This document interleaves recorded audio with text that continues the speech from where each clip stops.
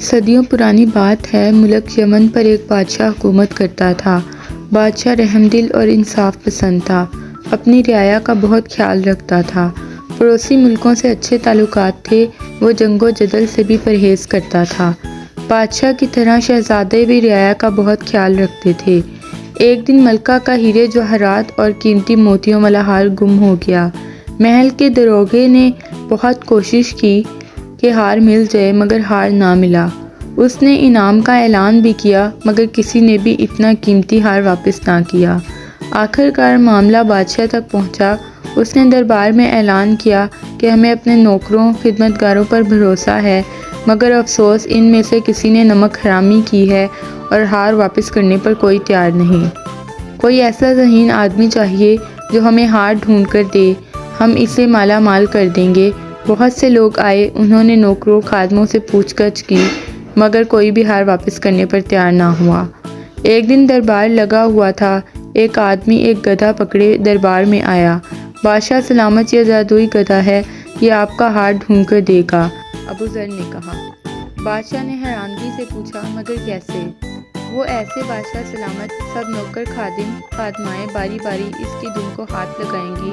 جو ہی ہار چرانے والا ہاتھ لگائے گا یہ ڈھنچو ڈھنچو کرنے لگے گا۔ سارے درباری حیران ہو گئے، انہوں نے کہا ہمیں ہار سے غرض ہے۔ ابو ذر نے 2 خیمے لگائے اور ایک خیمے میں گدھا باندھ دیا اور دوسرے خیمے میں بادشاہ کے ساتھ بیٹھ گیا۔ ان سب نوکروں خادموں کو حکم دیا گیا کہ وہ گدھے کی دم کو ہاتھ لگانے کے بعد اس خیمے سے ہوتے ہوئے باہر کو جائیں۔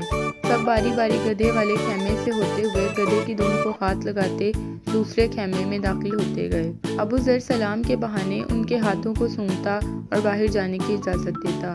نوکر خادم آتے گئے اور ان کے ہاتھ سونگھتے انہیں باہر جانے کی اجازت دیتا جا رہا تھا کہ اچانک ایک خادم کو پکڑا اور بادشاہ سے کہا، بادشاہ سلامت، یہ آپ کا چور ہے، اس نے ملکہ صاحبہ کا ہار چرایا ہے۔ جب بادشاہ نے اس کی طرف دیکھا وہ بادشاہ کے قدموں میں گر پڑا۔ بادشاہ سلامت، مجھے معاف کر دیں، میں لالچ میں پڑ گیا تھا، میں ابھی ہار واپس کرتا ہوں۔ بادشاہ نے اسے ہار لانے کا حکم دیا اور ابو ذر سے پوچھا، تم نے بڑی آسانی سے چور پکڑ لیا، یہ کیسے ممکن ہے؟ کیا گدھے نے تیری مدد کی؟ ابو ذر نے مسکراتے ہوئے کہا، بادشاہ سلامت، میرے گدھے میں کوئی کوالٹی نہیں، گدھا تو گدھا ہوتا ہے۔ میں نے اس کی دم پر تیز خوشبو لگائی تھی اور مشہور کیا تھا کہ چور دم کو ہاتھ لگائے گا تو وہ بولنے لگے گا۔ باقی سب نے گدھے کی دم کو ہاتھ لگایا، کیونکہ یہ چور تھا اس نے ہاتھ نہیں لگایا، نہ اس کے ہاتھ پر خوشبو لگی، بس میں نے پہچان لیا، یہی چور ہے۔ اتنے میں وہ نوکر ہار لے آیا، اس نے بادشاہ کو دیا۔